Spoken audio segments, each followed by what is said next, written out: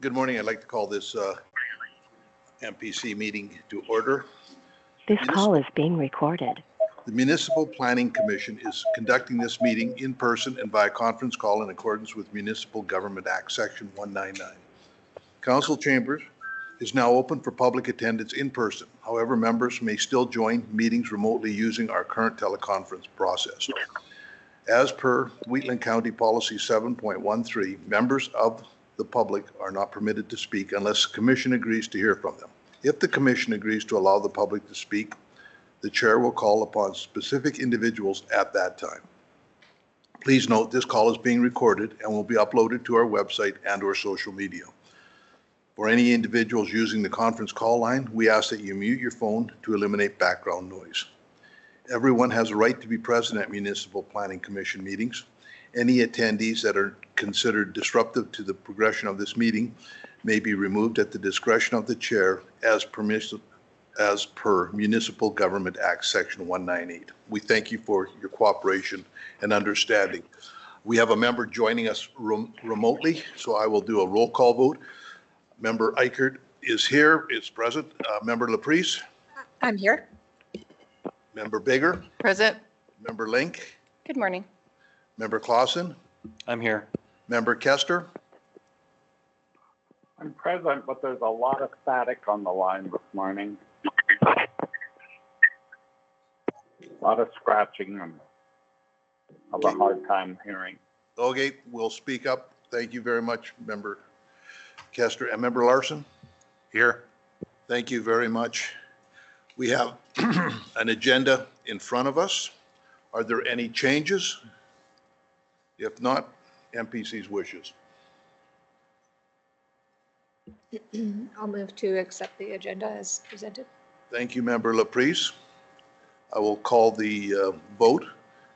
Member Eichert is in favor. Member Laprise? In favor. Member Bigger? In favor. Member Link? In favor. Member Clausen? In favor. Member Kester? In favor. And Member Larson? In favor. That is passed. We have the unapproved minutes for April 18th, 2025. MPC's wishes. Yes, Member Bigger. I'll move the minutes as presented. Thank you very much. I will call the vote. Member Eichert is in favor. Member Laprise? In favor. Member Bigger? In favor. Member Link? In favor. Member Clausen? In favor. Member Kester? In favor. Member Larson? In favor. Thank you very much. That is passed. We will move to development permit applications. Good morning. I'm Suzanne Hayes, Development Officer with Wheatland County. The first application is DP 2025-050. It is for two existing accessory structures with variances. This is the first of three applications that I'll present this morning. The location plan is on page 14 of the agenda package.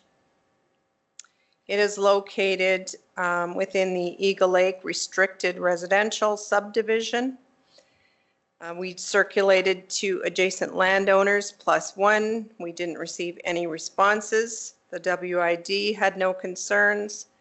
Internally, we circulated to our internal staff, planning staff, just outlined the residential objectives align with the, the application aligns with the residential objectives within the MDP. Also outlined within the Eagle Lake Area Structure Plan that the application is within the Eagle Lake Restricted Residential Area, which is subject to the land use bylaw requirements. Land use bylaw requirements do indicate that the application doesn't meet the setbacks. However, any application that is greater than a 10% variance needs to go to Municipal Planning Commission. And the manager of operations said that the transportation department has no concerns with the encroachment onto the road right of way. So I'll just explain the details of the application. So you can see this existing garage, and on the north side, it's 0.12 meters over the property line into encroaching onto the road right of way, and that's what the manager of operations was referring to. On the west side, it's 0.88 meters from the property line, and on the east side, it's 0.56 meters from the property line. There was this lean-to on site, but it has since been removed, so it's no longer there. And then on the south side of the parcel, you can see there was a gazebo that was 2.10 meters over the property line. That has also since been removed. However, the concrete pad still remains. So on page 20 and 21, we can see the fence where the gazebo used to be, and now it's just a fence, but it's 0.88 meters. Sorry? Yes, sorry, lean-to. Used to be there, and now it's gone, but it doesn't meet the setbacks. So here's an older picture where you can see the lean-to. And then the gazebo, here's the concrete pad now. They do use it. They put some chairs there. They may want to put an outdoor pool there in the future, just a kid's pool. And there was when the gazebo was already there, still there. So if the variances are approved, an encroachment agreement will be required for the garage and the concrete pad to address the portions that extend over the property lines. Page 10, we have staff's recommendation, and that is that MPC approved this application for the variances. And condition 4D requires that the landowner enter into an encroachment agreement pending approval from council for the encroachment agreement. And that concludes my presentation. Please let me know if you have questions. Excuse me. Thank you, Suzanne. MPC's wishes. Yes, Member Link. I'd like to move that Municipal Planning Commission approve DP 2025-050 for an existing garage and concrete pad with variances subject to the conditions included on page 10. Thank you.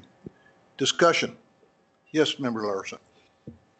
I noticed on the picture that the lot that's right beside it looks like it has perhaps an underground pool that encroaches as well. So I'm just wondering, yeah, that's the one. Why we're looking at this one and not that one? Or... The reason is because this landowner submitted a compliance. So she had her property surveyed and it identified these items as being non-compliant. Okay. Yeah. That answers my question. Thank you. You're welcome. Thank you. Any more questions? If there are no, excuse me, if there are no more questions, I will call the vote. Member Eckert is in favor. Member Laprise? In favor. Member Bigger? In favor. Member Link? In favor. Member Clausen? In favor. Member Kester? In favor. Member Larson? In favor. That is passed. Thank you. We will move on to DP 2025-054. This application is for backyard hens requiring variances. So this one is also within the Eagle Lake subdivision.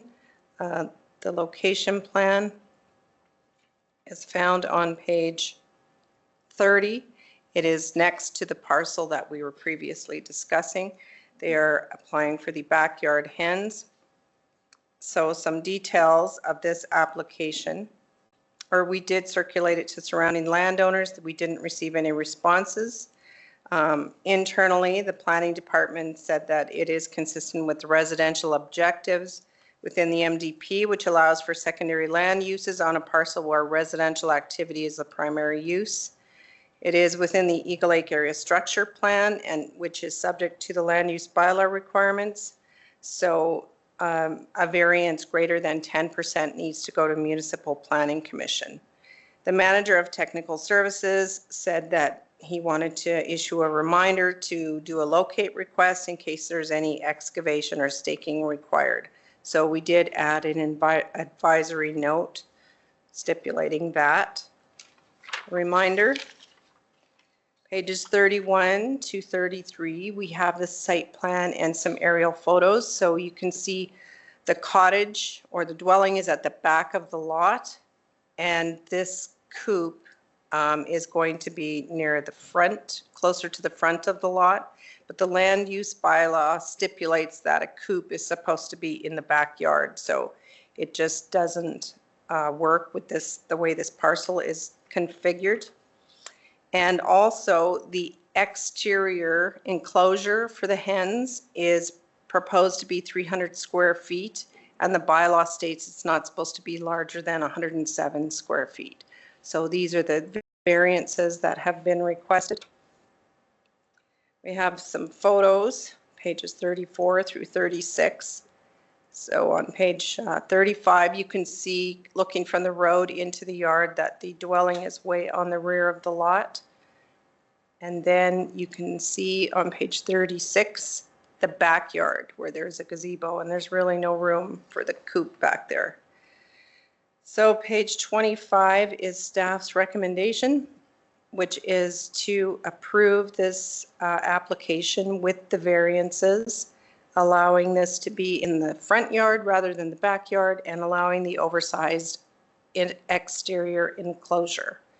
And we've just added conditions that are right out of the land use bylaw to allow people to know what the requirements are for the coop and different things. So for notes, we added that they have to meet the provincial requirements and register with the premise identification regulation, and that they submit this locate request. So that concludes my presentation. Please let me know if you have questions. Thank you, Suzanne. Member Link. I move that the Municipal Planning Commission approve DP 2025-054 for backyard hens and a backyard coop, subject to the conditions listed on page 25. Thank you. Any discussion? And 26.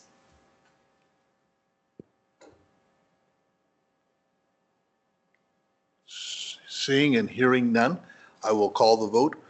Member Akert is in favor. Member Laprise. In favor. Member Bigger. In favor. Member Link. In favor. Member Clausen. In favor. Member Kester. In favor. Member Larson. In favor.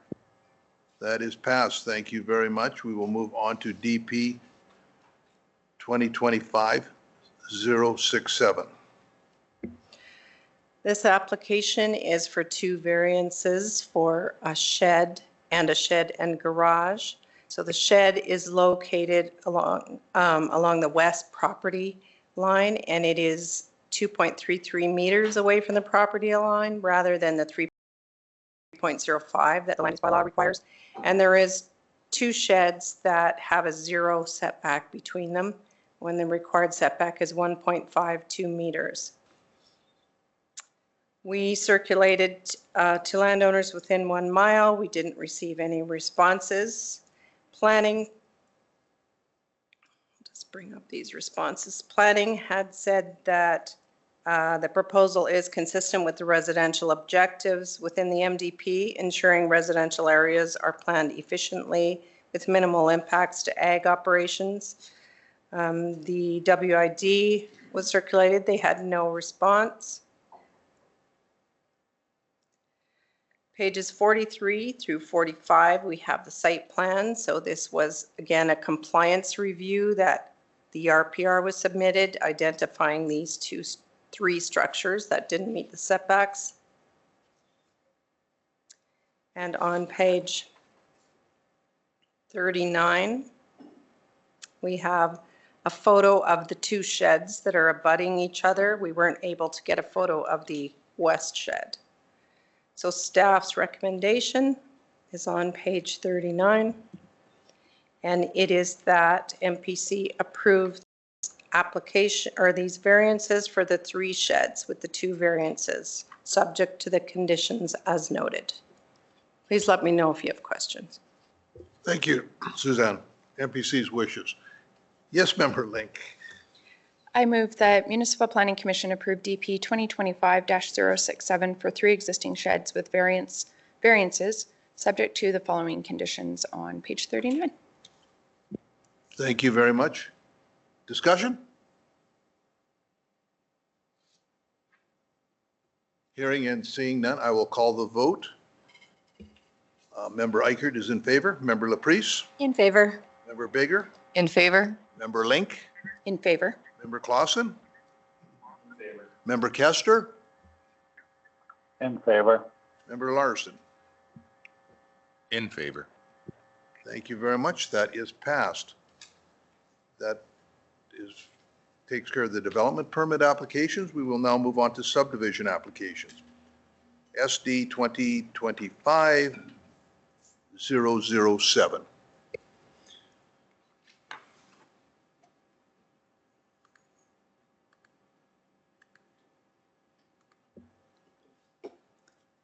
Good morning, Jessica Russell with Planning and Development Services, presenting subdivision application SD 2025-007 to adjust the boundaries between the southeast quarter of section 35 and the northeast quarter of section 26, both of township 25, range 24, west of the 4th meridian. The subject land is located 5.75 kilometers east of the hamlet of Nightingale, 1.2 kilometers south of the intersection of Range Road 241 and Highway 564. The application proposes to adjust the boundaries between the subject lands, resulting in a plus or minus 5.10 hectare parcel and a plus or minus 90.53 hectare parcel. Lot 1 is developed with a farmstead and accessory buildings serviced by existing on-site private water and wastewater systems. Lot 1 is accessed by 2 existing approaches from Range Road 241 to the east. Lot 2 is undeveloped and used for agriculture with no change of use proposed. Lot 2 is accessed by 1 existing approach from Range Road 241 to the east. The proposal is consistent with the agricultural policies within the MDP, which aim to minimize the impact to agricultural lands by avoiding cultivated areas. The proposal does not exceed the 20-acre maximum non-agriculture area of a quarter section on the northeast quarter of section 26, township 25, range 24, west of the 4th meridian, allowing for continued agricultural land uses on the quarter section. The proposed subdivision results in 2 parcels within the quarter section with no new parcels created. In accordance with the MGA, municipal reserve dedication is outstanding for Lot 1, as the relatively small size of the parcel limits further subdivision and development in the future. Municipal reserve dedication is not required for Lot 2, as it is greater than 16 hectares and to be used for agricultural purposes. The proposed parcel size is consistent with the site regulations in the Agriculture General District, which is an appropriate district for the proposed parcel size and intended use of the lands. Administration is recommending that the Municipal Planning Commission approve subdivision application SD 2025-007, subject to the conditions noted in the planning report. Thank you. Thank you. MPC's wishes.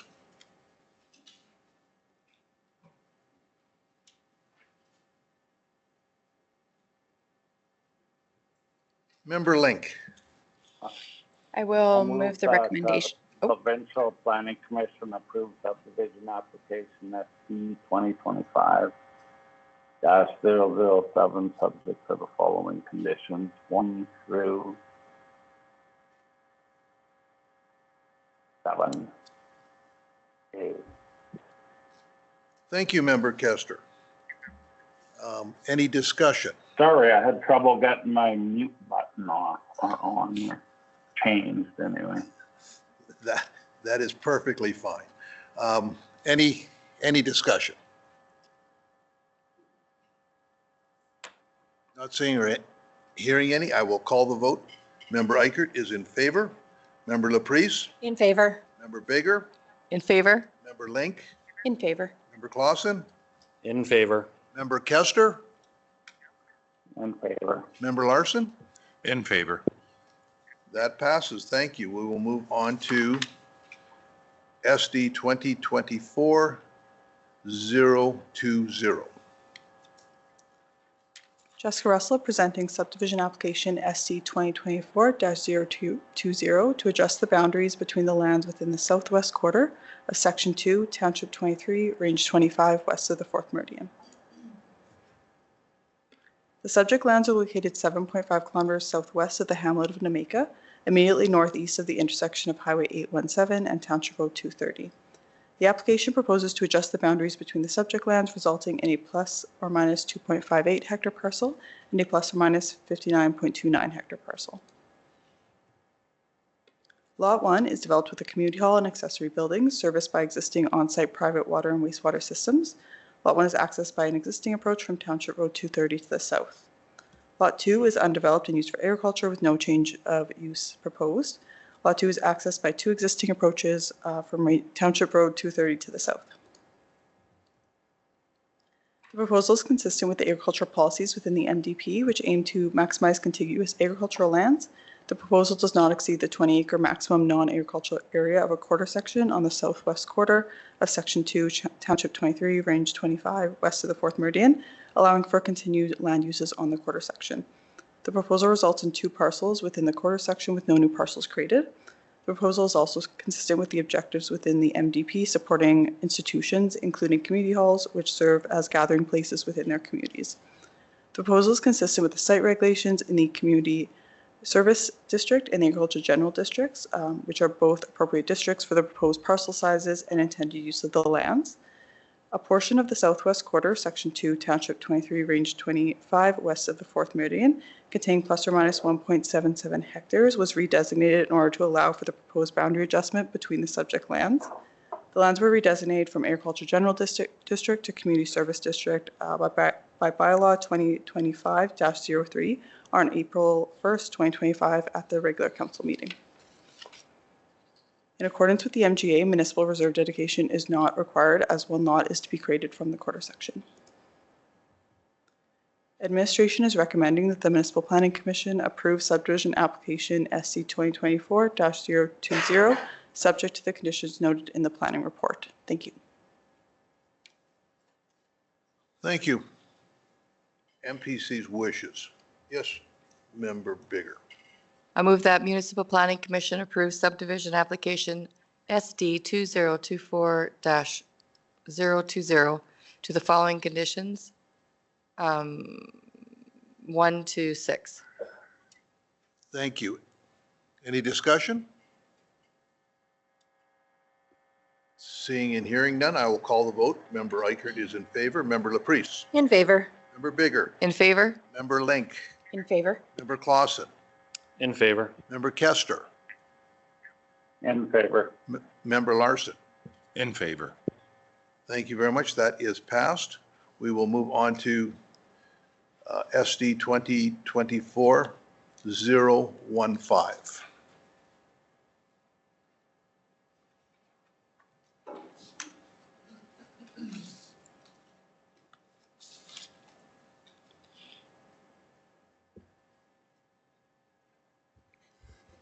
Good morning, MPC. Taylor Feltz with the county's Planning and Development Services team, here to present SD 2024-015 for the Commission's consideration.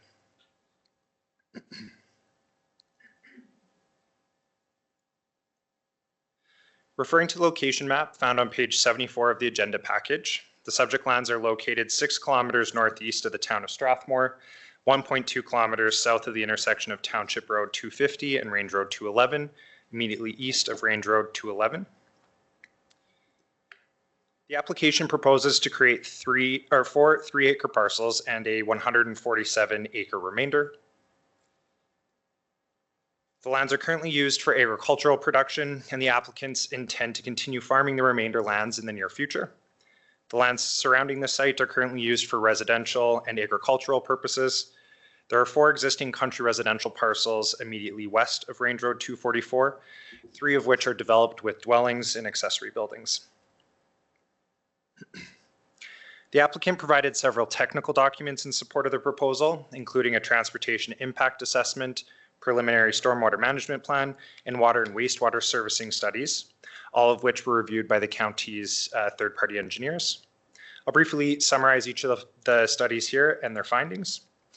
The transportation impact assessment anticipates that the 4 future residences will generate 5 to 10 vehicle trips in the peak hours and 52 trips during a typical day, which is not expected to impact Range Road 244 or other roadways in the area. New approaches will be required for each of the proposed lots, which should be sited immediately opposite the existing approaches on Range Road 244 in order to reduce traffic safety risks. The applicant's stormwater assessment identified overall existing drainage patterns for the parcels, design criteria, and provided conceptual stormwater servicing layout, erosion and sediment control considerations, and recommendations for design implementation at later phases of development. The assessment identified the need for a grass swale between each lot and a perimeter swale to reduce the risk of cross-property damage from any overland run-on or run-off. An overland drainage right-of-way will need to be registered with the subdivision approval to protect these areas identified for the future swales. And this has also been captured in the conditions of approval. Bioretention areas have also been proposed at locations where the majority of runoff leaves each of the proposed lots. The exact size and location of these bioretention areas will be determined at the development permit stage. However, an example has been provided here, which I have up on page 78 of the agenda package. The plan also notes that during and immediately following construction that erosion and sediment control interventions be installed, examples of which are included on the diagram I have on the screen here. The county's third-party engineers reviewed the plan and they're satisfied with the level of detail that was provided at this stage of the planning process. The applicants also provided a phase 1 groundwater supply assessment, which proposes to use private wells for each of the future lots. The assessment considers the potential impact of the additional wells on existing groundwater users in the area. There will be some drawdown on the existing wells immediately adjacent to the proposed lots. However, it's noted that the aquifer in the area is highly capable of producing high-quality groundwater to the proposed developments without having any adverse effects on existing groundwater well users in the area. The applicants also provided a level 3 private sewage treatment system assessment with their application. Wastewater servicing is proposed to be provided by means of individual private sewage treatment systems on each lot.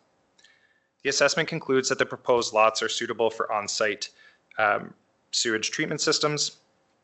Each of the four proposed lots are discussed in great detail in the report, with specific regard for considerations as placement, area requirements, and vertical components for on-site effluent disposal.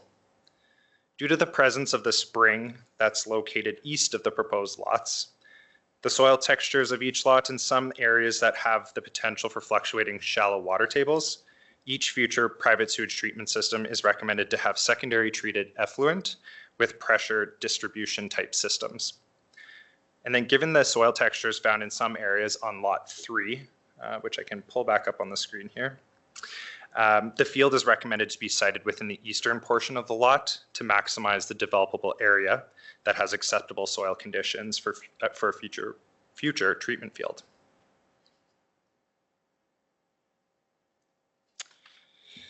The proposal generally aligns with the municipal development plan, specifically the agricultural policies found in section 3, which aim to minimize fragmentation and subdivision of the lands and maximize contiguous agricultural land.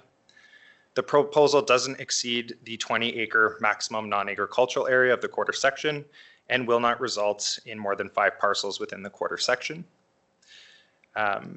The supporting documents provided by the applicants demonstrate that the proposal offers suitable building sites and can be developed without having adverse impacts on the environment or neighboring properties. Landowners within 1 mile of the subject site and other interested parties were notified of the application when it was received and deemed complete by staff. There were no comments received from adjacent landowners at the subdivision stage, and those comments received by third-party agencies can be found on page 71. And with that, administration is making the recommendation that MPC approve SD 2024-015, subject to the 7 conditions found on page 69, which I'll pull back up on the screen here. And that concludes my presentation. I'd be happy to take any questions. Thank you, Taylor. MPC's wishes. Yes, Member Clausen. I move that the Municipal Planning Commission approve subdivision application SD 2024-015, subject to the 7 conditions in the package. Thank you. Discussion. Yeah, I have a concern.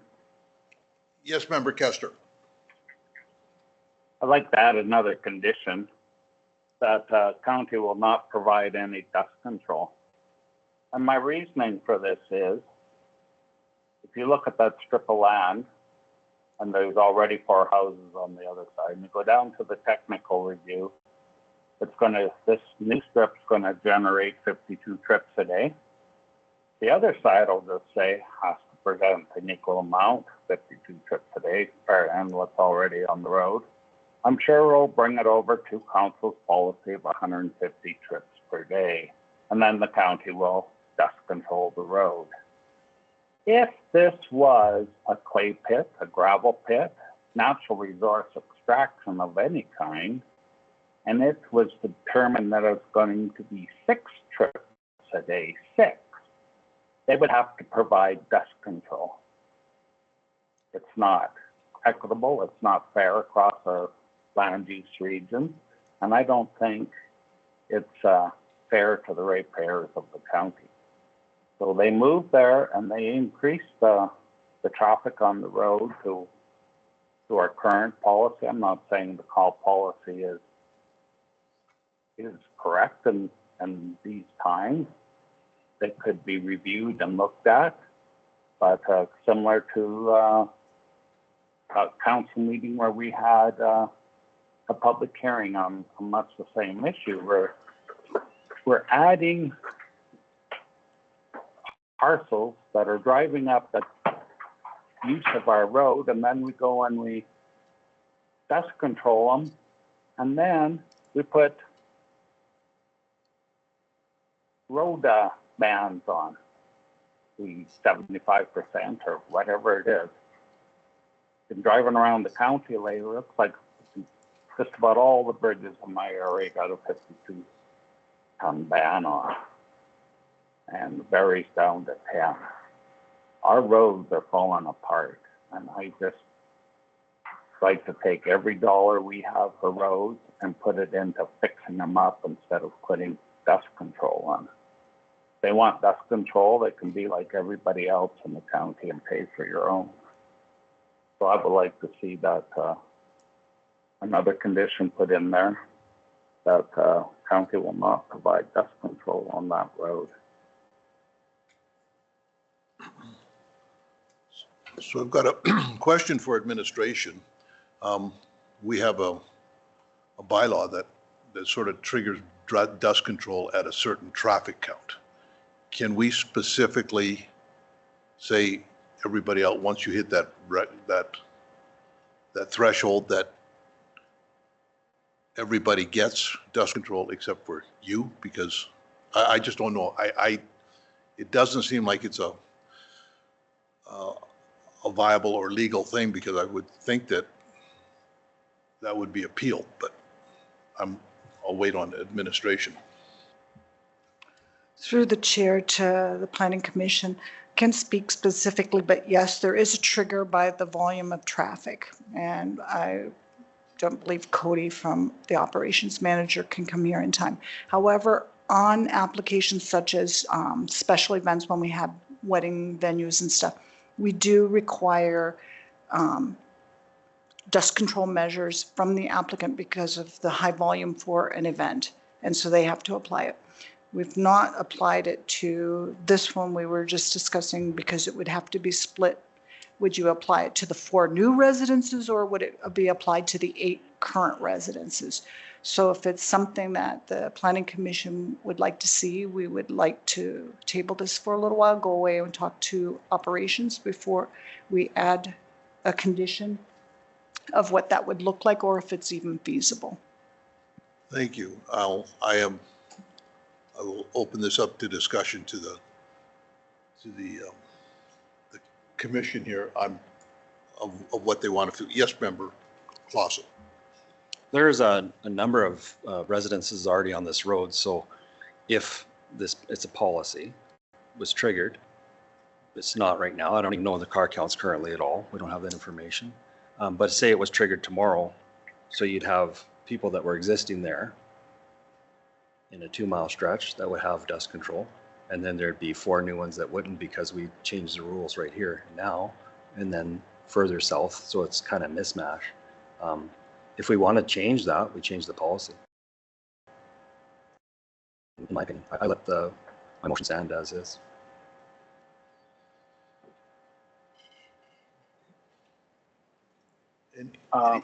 Yes, member What I Kester. said originally.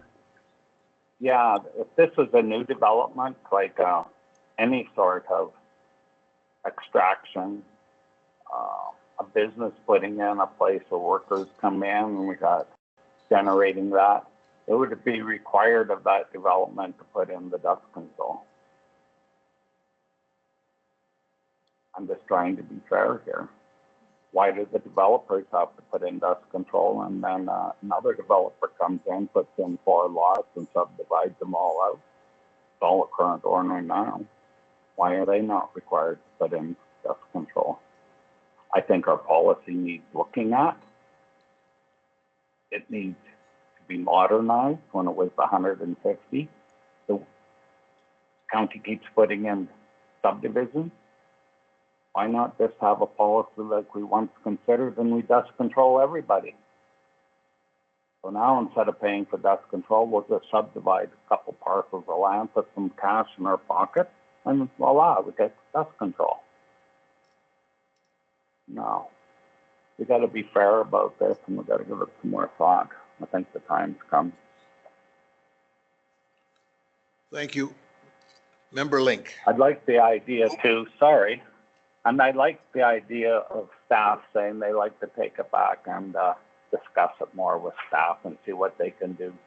Maybe recommend some adjustments to our policy or just compare it to developments of some sort and dust control. I would like to have a little bit more research on it. Member Link. I'm not supportive of an additional condition at this time, simply because our sort of regulatory framework doesn't contemplate it. And question to administration, I would assume that upon review of the traffic impact assessment that was submitted and the engineering review, that had it met the threshold for dust control that other developments have met, that would have been a recommended condition, and I would just turn that over to administration for their perspective on.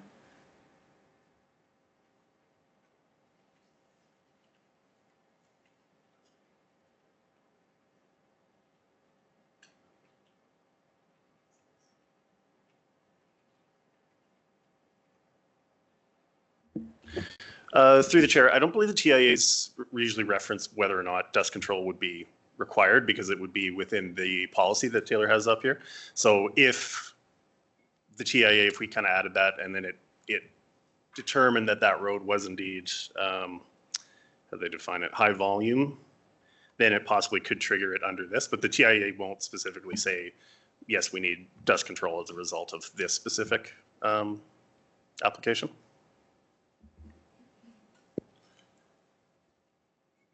Yes, Member Larson.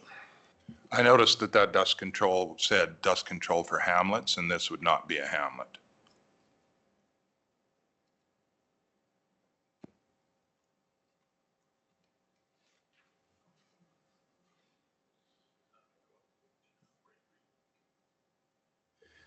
Through the chair, there is a part for hamlet specifically, but the rest are.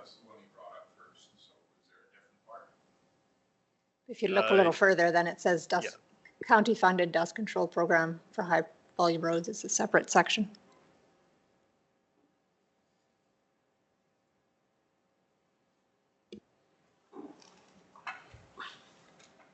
My feeling on this is I don't want to see a condition added at this time. For one thing, these 4 subdivisions have to be sold, and I have, and then they have to be developed, and that could be years down the road. Gives the new council coming in plenty of time to change the policy, dust control policy, if that is the will of council. So I'm good with the conditions that are here. If we allow these 4 subdivisions, that does not mean there'll be absolutely any increase in traffic until those subdivisions are sold, people start working, building, living in them, and that kind of stuff. So I believe there's still time for council to, if they want to change the policy, and it's important to council to change the policy, they can change the policy, so. Yes, Member Link. Question to administration. Given that the TIA does not reference dust control specifically, would it be possible for future consideration of council to review the land use bylaw to set like a threshold where administration could consistently request dust control as part of a development or a subdivision application? So that what my goal would be that we're consistent and that the requirements are known up front when an applicant is making an application. I don't feel comfortable sort of changing the parameters at this point in the application process, but I do see Councillor Kester's point, and I do think it's important that we look at where we could address that, but do it in a go-forward basis so that it's consistent, whether it's an event venue or resource extraction or whether it's residential development, so that we are being consistent, recognizing there are complexities with residential if it's like the thresholds being met because of cumulative effects and there's already existing development that's contributing. Obviously, it's difficult to we can't retroactively apply a requirement, right? So Through the chair to the Planning Commission. cumulative effects issue, right? Yes, we can ask our third-party engineering firm to use the policy and make that a recommendation if it's falling in line with this policy. They're to use all of our standards and policies when they do the review. Member Clausen. I don't want to get into debating of a policy was passed, I believe it was 2 years ago. If you go up to the top, it would say the date. But what I did like about it it's strictly on car counts. So if something comes in and it's in higher intensity, it can change. So something could change, someone could have a higher ranking development. So the car counts are done randomly throughout. Public Works has several different ways of checking that. And then like we discussed this a couple years ago, not that long ago. So I really don't see why we should change it now. If someone feels just to do that, we can definitely have a motion at council to open up that policy and look at it. I just don't see the relevance now, and I think it's very unfair to have developers come in and develop an area and then change the rules at the end. If they'd known this up front, it would have been something that they could have dealt with. So. Any more discussion? Yes, Member Link. One more. Just a clarification. I think too, there is a possibility that we could maintain the dust control policy as it is, but just look at our development application processes and perhaps refine those. Just recognizing the complexity of that with the cumulative aspect. But yeah, I also am uncomfortable with sort of exceptions to the application of the dust control policy. I really think it needs to be addressed at the development stage, just from an equity perspective. Thank you. Member Kester. Yes, this dust control policy, I know, like I've stated before, different land uses, different policies. As far as okaying this and in the future, a future council, maybe after the election, has stated they can change the policy. Well, is that fair to the people now that are taking it, knowing that maybe this thing's going to be reviewed, right? That doesn't sound like that's very fair either. And also, a year ago or so, council passed, I believe it's a bylaw, I think, and I don't know if it's passed. It was on if development or if a local improvement tax, I think is what it was called. So if somebody wanted to put water into a development and there was 10 people there, they could, the county could put it in, put a tax on it, and everybody would agree and they would all pay into it. I think roads can be included in that too for the application of dust control. There was also a motion made years ago that the county would not do any more banned traffic road surfaces. And the county's doing it all the time now, putting in new surfaces that are banned roads. And there is a policy that the county does not put in any more banned road surfaces because of traffic concerns. That's about all I have to say. Thank you. Any more discussion? Yes, Member Link. Sorry, I just think it's important to delineate that water service is distinct from dust control because dust control is a service that is available to all Wheatland County residents consistently as established by the bylaw, whereas water service currently is only available in just a very small number of our hamlets or named communities that have water servicing. And so for me, that's why I'm comfortable with the distinction between how those would be funded, whether it would be from general revenue versus from the residents that are directly benefiting from the service. And so utility service to me is unique in that it is not available throughout the county. Thank you. Can I just Member LaPrice. ask a question about, so banning roads, that's when we put MRO down, right? We would have to ban it. Do we ban gravel roads if we have dust control on it? Yeah. I think we should let administration speak to it, but one of the benefits of MRO is that typically it doesn't need to be banned. But yes, our gravel roads do, like we do have to put bans on at certain times of the year based on recommendations from our administration. It might be a good thing to bring back to committee of the whole, just like to a future committee of the whole, just for a more in-depth discussion. Yes, because I'm certainly out of my depth on what roads get banned when and where. So there's no more discussion. I will call the vote on Member Clausen's with the conditions of 1 through 7 with no added conditions. So I'll call the vote. Member Eichert is in favor.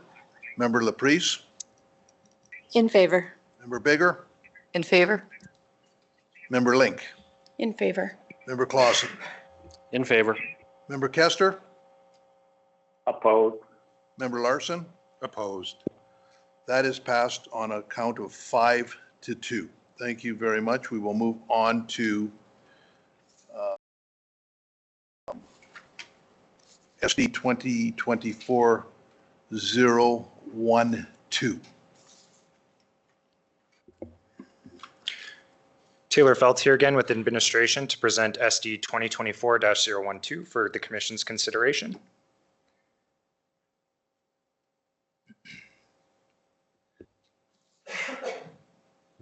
Pardon me. Referring to location map found on page 102 of the agenda package, the subject lands are located 5 kilometers northwest of the hamlet of Nightingale, 2 kilometers north of the intersection of Township Road 260 and Range Road 244, and immediately east of Range Road 244. The application proposes to create a 2-acre parcel and a 1.8-acre remainder parcel. The lands are designated Country Residential District, which is an appropriate district for the proposed parcel sizes and intended uses of the land.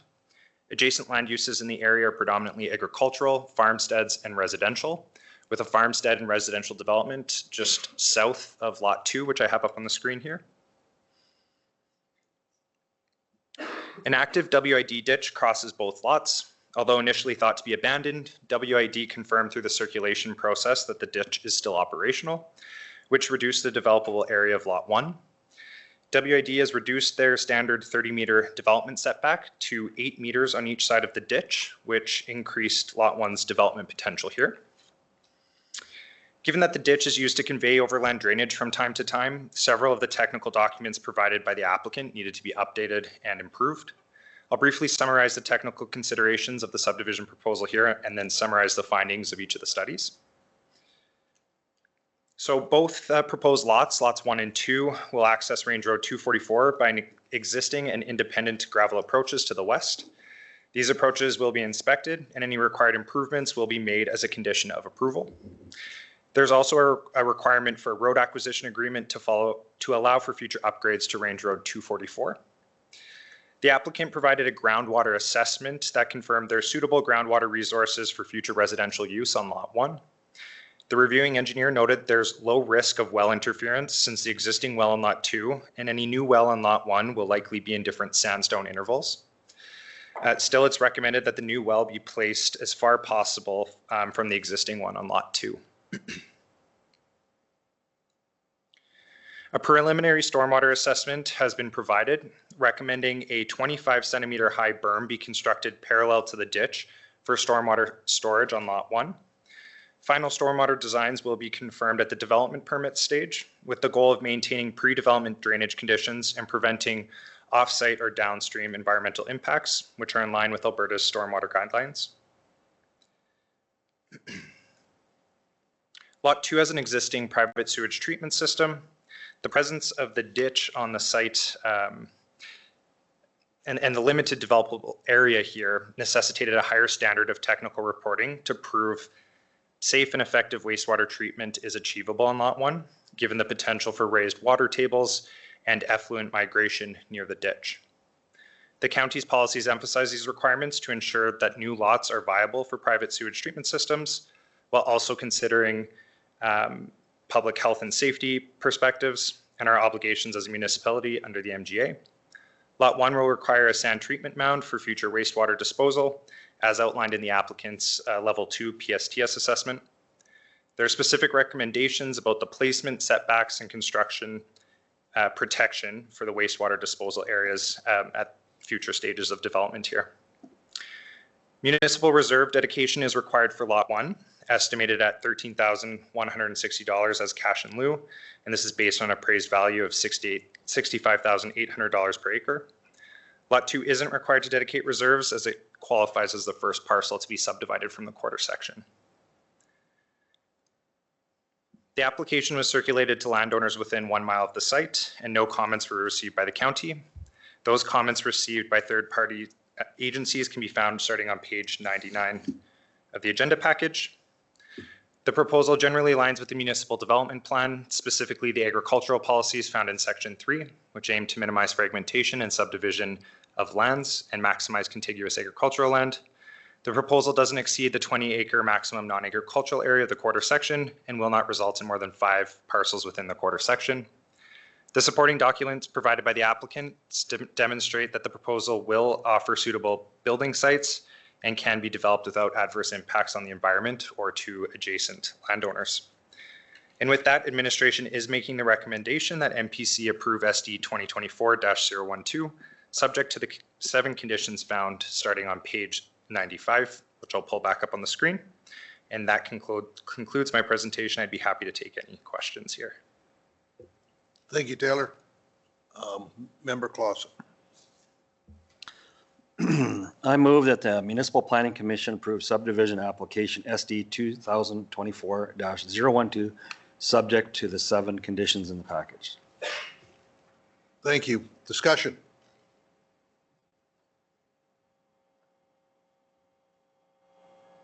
Seeing and hearing none, I will call the vote. Excuse me. Yes, go ahead, Member Kester. My same comments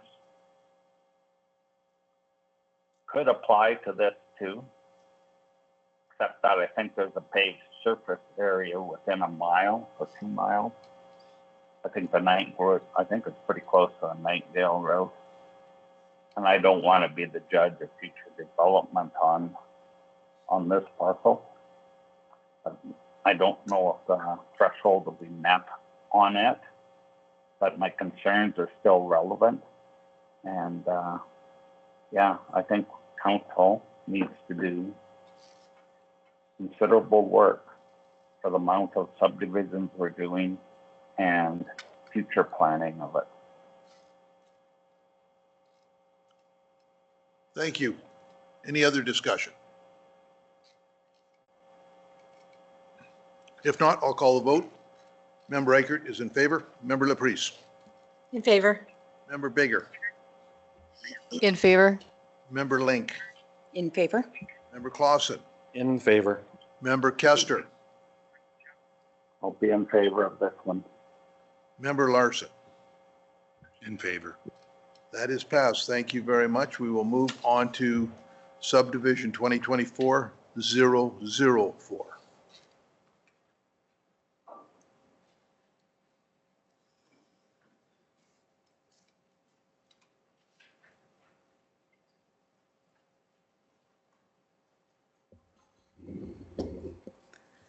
Jessica Russell presenting subdivision application ST 2024-004 to adjust the boundaries between the northwest and southwest quarters of Section 31, Township 23, Range 24, west of the 4th Meridian.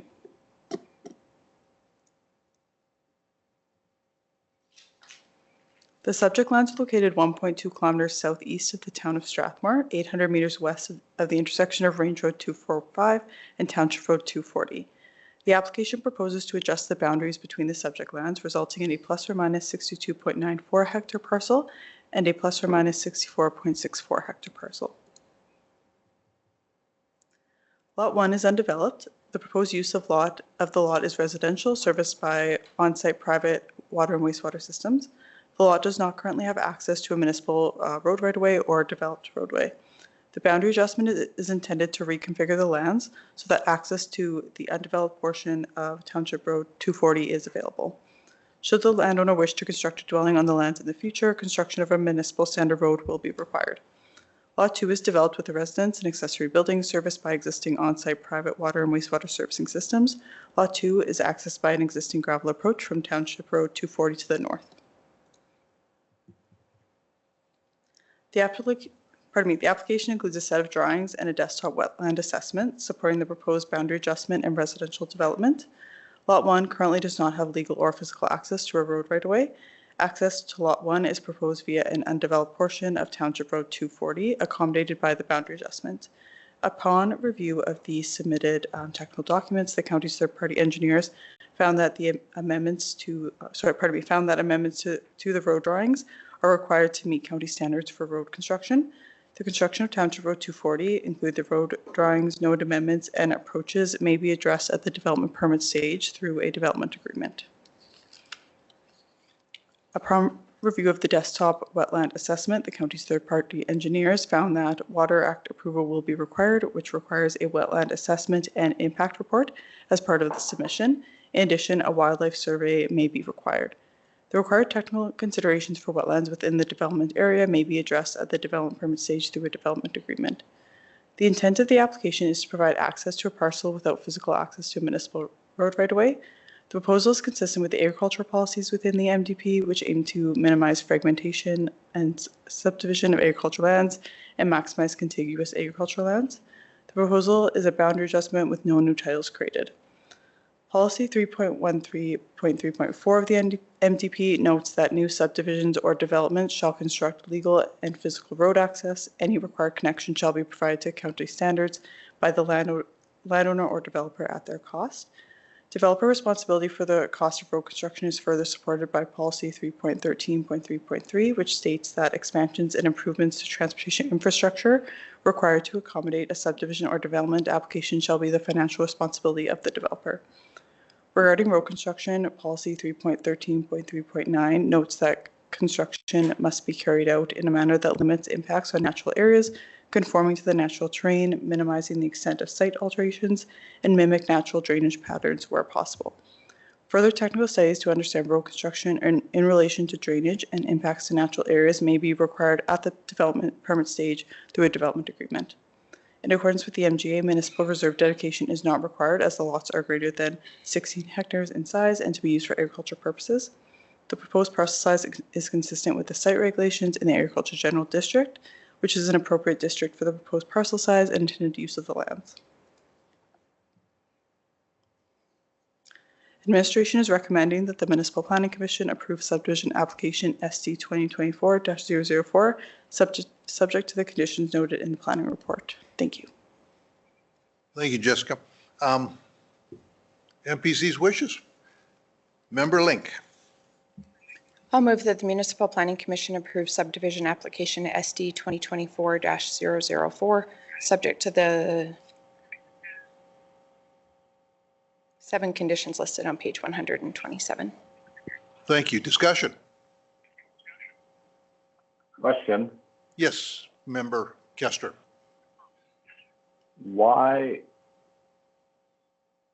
is the shape of lot 2 such as it is?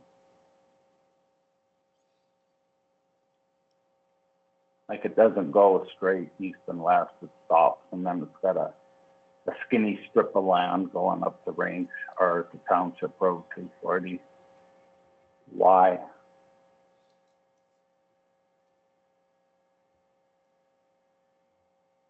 The panhandle shape of the lot is to accommodate the access to the Township Road 240.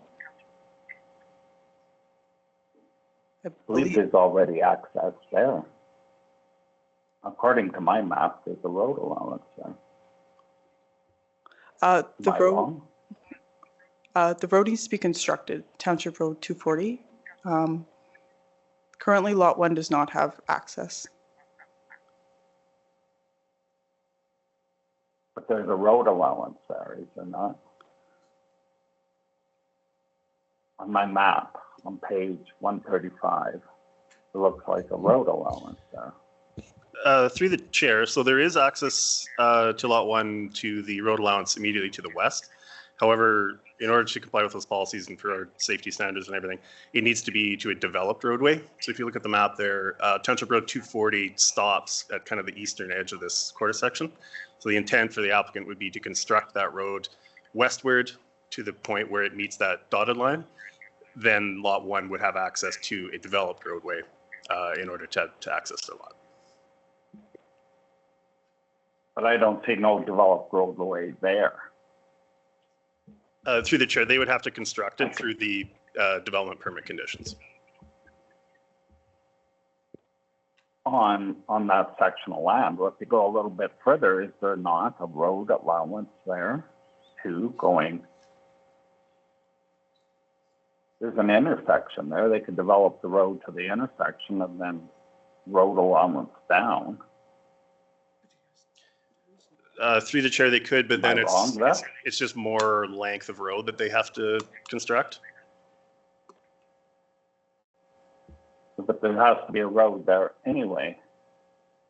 If they're going to drive down, they're not going to build on that skinny piece of ground. Oh, Not gonna, if you're they're referring, gonna okay, fence it off and once it's on the private land, then it's a driveway. It's not actually a road itself. So they would have to build a driveway all down through that narrow part from the developed road that they build on Township Road 240. yeah, but they could build it on the. They could build it on the other. They're already building a half a mile, I guess. I just find it. We're along the Eagle Lake and we're all worried about drainage and stuff, and we're allowing a road in there that we have no control over. And it's a lengthy road. To me, it looks like they want to have the opportunity to drive a driveway in there instead of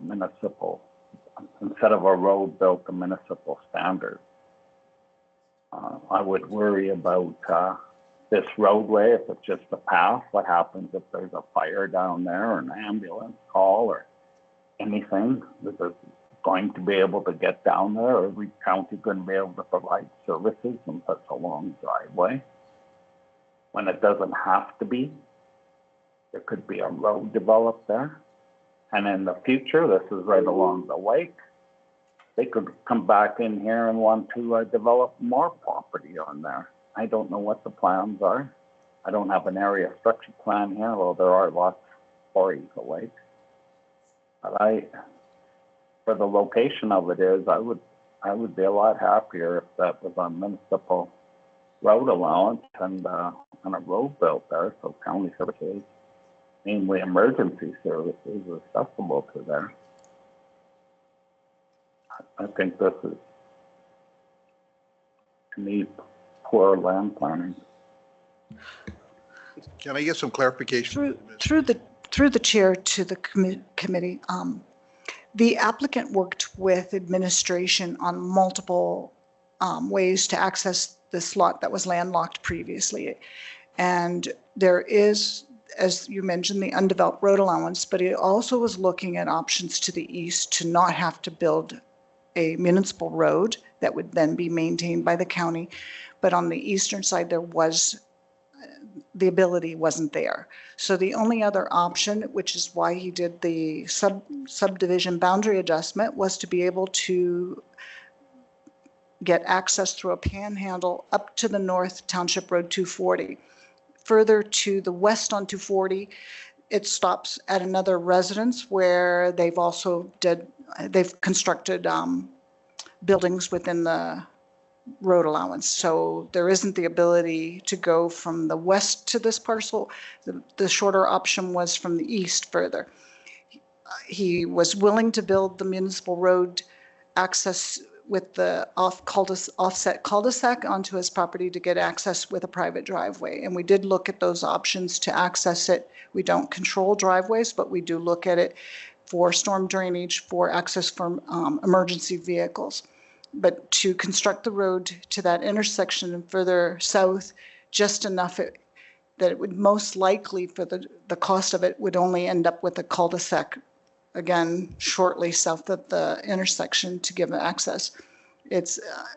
It would be difficult to go further than that for one resident.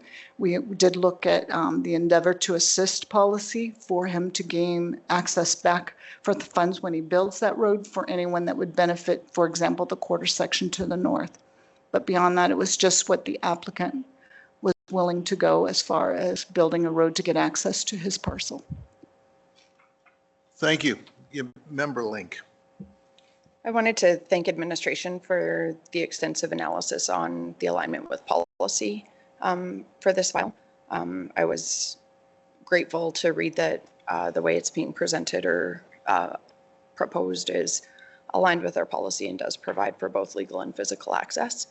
To the points around driveways, that is always a concern, but that's throughout the county. There's individual ratepayers who have the liberty to, have driveways, and at times there are access issues with those driveways, but I think it's incumbent on all of us to ensure that access is maintained for our driveways.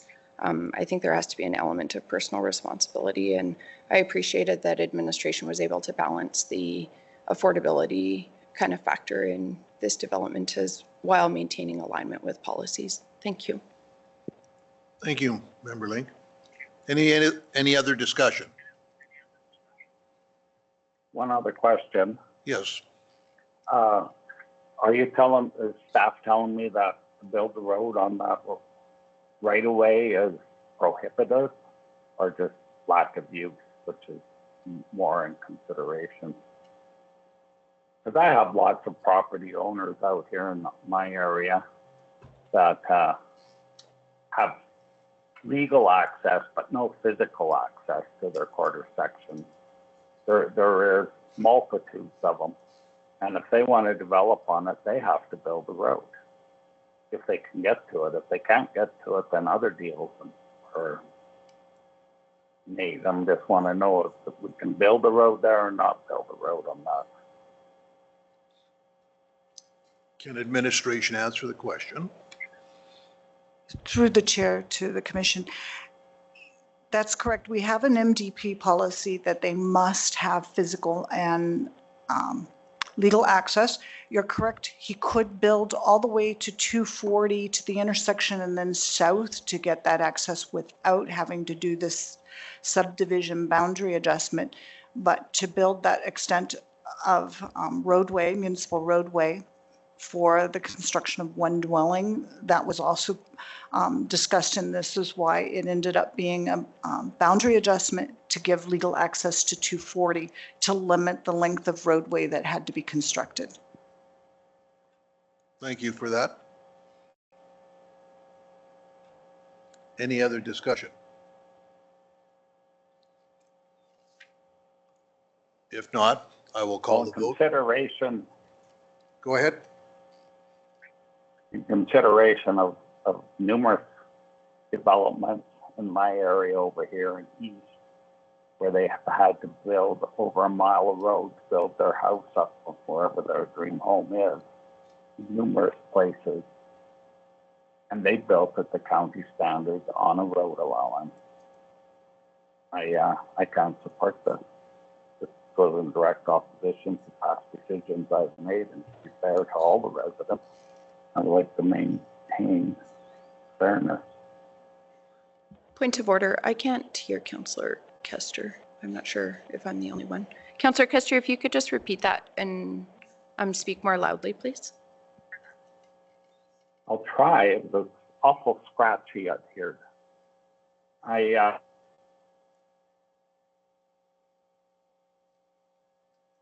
I'm sure all over in Division 7s and 1s too, though I'm not as familiar with.